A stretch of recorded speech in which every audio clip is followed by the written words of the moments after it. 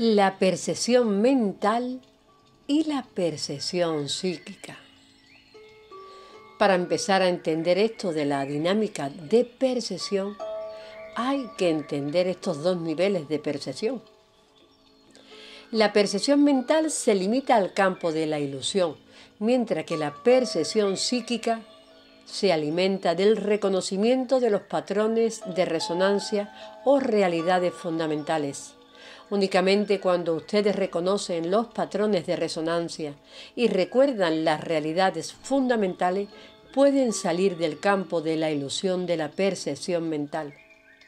En la dinámica de percepción se halla el principio de la acción de la voluntad, siendo la voluntad, por definición, una dinámica de la percepción. Ahora, con estos datos clave que hemos aportado hasta ahora, retomemos la pregunta inicial. ¿Quién de ustedes considera que es malo juzgar? ¿Y qué entienden ustedes por juzgar? Ahora observen en ustedes mismos, en este mismo momento, cómo perciben su holograma de realidad y observen si tienen sobre él un juicio.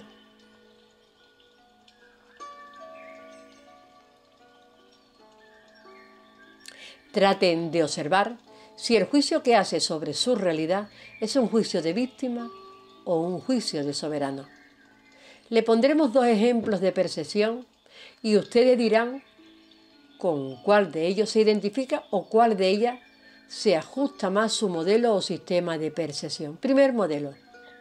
Acepto de conformidad lo que está pasando en mi escenario de realidad o cómo pasan las cosas, porque entiendo o intuyo que Dios o el universo saben lo que hacen. O bien pueden ustedes percibir que este mundo es un desastre gobernado por el caos y la injusticia y en el que no hay arreglo posible y por tanto se adaptan o conforman a eso o luchan. Segundo modelo, soy un soberano y me constituyo como juez supremo de todas las cosas, porque un soberano sabe más que el universo. Como ya dijimos, la técnica o dinámica de percepción soberana consiste, primero, en que ustedes reconozcan o recuerden esta realidad fundamental que es la dinámica de percepción y simultáneamente consiste en que hagan su propio registro de percepción, que propiosesionen u observen sus estados de conciencia y la manera en que ustedes perciben su realidad. Y siguiente paso, se trata de que ustedes puedan transformar su dinámica de percepción para pasar de una percepción de víctima a una percepción de soberano. Y ahora la siguiente pregunta es, ¿qué es lo que ustedes entienden por soberano? ¿Dirían ustedes que soberano es alguien que hace su voluntad y no reconoce más ley que su voluntad? Les vamos a poner un ejemplo. ¿Conocen la ley de Telema? Es parte de la canalización numénica que metió en guerra al estamento católico de masas como parte de las doctrinas protestantes, como la doctrina de Lutero de la salvación por la fe o la doctrina de la salvación por la gracia de Calvino y otros. Esta doctrina de Telema no es otra que la doctrina del libre albedrío de Belial, que decía que tú eres Dios y que debes hacer tu voluntad, pase lo que pase. Doctrina que Belial, Lucifer, Satanás o Metatrón predicó como el libre albedrío en rebeldía, o sea, en rebelión de la luz o doctrina del libre albedrío de Metatrón, para luchar o protestar contra la doctrina de la verdad o de la integricencia predicada o revelada por nosotros, los arcángeles Adachi. La palabra protestante o protestar viene de proteo, que significa transformación, también en el sentido de reemplazo o prótesis, o sea, en el sentido de que algo natural es reemplazado por algo artificial o sintético. Están totalmente parasitados por los númenes de Belial, esos telemitas, como de hecho lo están todos en esta matriz. Invocar a Belial en las prácticas rituales de Telema se hizo popular debido a Aleister Crowley, servidor de los arcontes negativos, NAA, que fue utilizado para abrir portales que permitieron a los arcontes negativos invadir la red o rejilla del planeta Tierra. Aleister Crowley, 1875-1947, el satanista Illuminati, fundador de la Orden Hermética de la Aurora Dorada, afirmó estar en contacto con la bestia del lago Ness. Era dueño de una mansión a orillas del lago y en esa misma mansión se convirtió más tarde en la residencia del ocultista británico Jimmy Page, del grupo de rock Led Zeppelin. Pero también era dueño de una gran librería que se ocupaba solo del material de brujería, hechicería y ocultismo. El Baphomet de Leviatán, Satanás con forma de cabra, se convirtió en una figura importante dentro de la cosmología de Telema, el sistema místico establecido por Aleister Crowley a principios del siglo XX. En su papel de profeta de una nueva revelación divina, identificándose a sí mismo como el profeta encargado de guiar a la humanidad hacia el león de Horus. Crowley se erigió como firme defensor de la voluntad individual, que según él estaba condicionada negativamente por preceptos morales y religiosos de épocas pasadas, que eran manifiestamente incapaces de dar respuesta a las inquietudes existenciales del hombre contemporáneo. Su guía era un ángel guardián, un mensajero del dios Horus, que se llamaba Aiwass, que le susurraba todo lo que tenía que hacer y le daba el material para todos los libros que luego escribiría de ocultismo, misticismo y magia negra. Crowley invocaba demonios que requerían sacrificios de sangre.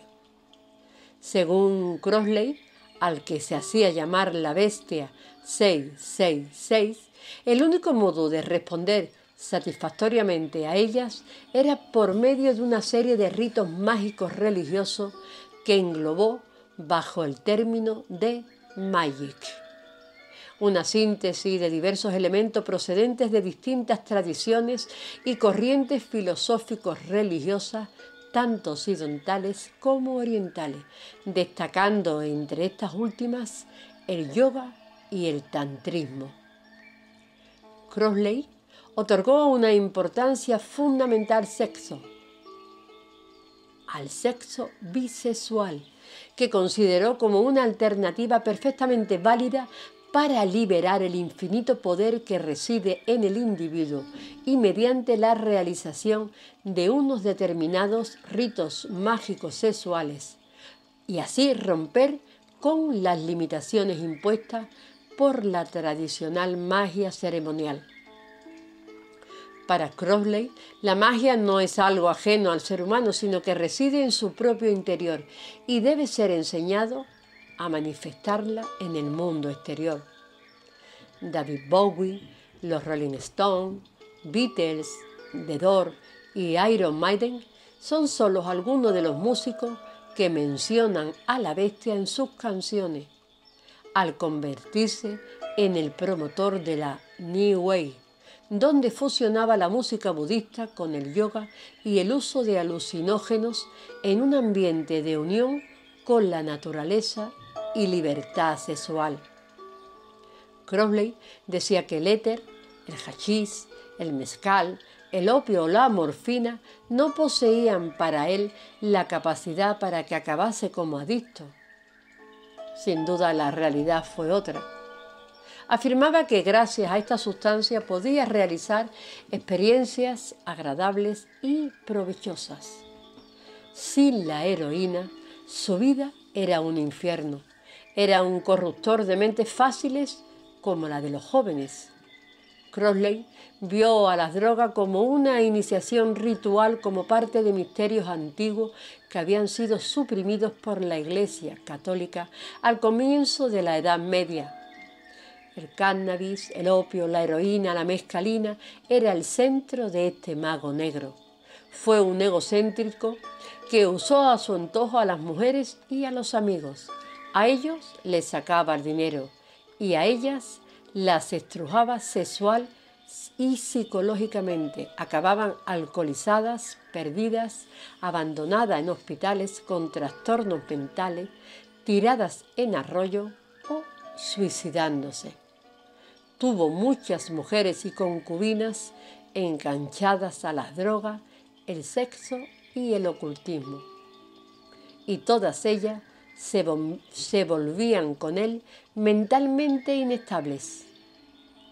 A cada querida del momento la llamaba su mujer escarlata, utilizando una daga calentada, marcaba a todas sus amantes entre los senos una cruz dentro de 3 círculos concéntricos. Crossley se había afilado 2 dientes delanteros como colmillos para poder dar a las mujeres el beso de la serpiente en la muñeca o la garganta y extraerle sangre como un vampiro. Por eso telema es una filosofía de vida basada en las máximas: haz tu voluntad y esa será toda la ley. Y amor es la ley, amor bajo voluntad. Mucha ha sido su influencia dentro y fuera del ámbito ocultista, mágico o de la nueva era. Escribió el libro de la ley, haz lo que quieras. En telema se practica la magia individualmente, por medio de lo cual buscan que la voluntad verdadera pueda manifestarse. El Flower Power se tomó lo de haz tu voluntad al pie de la letra, en plan de haz lo que te dé la gana sin importarte las consecuencias.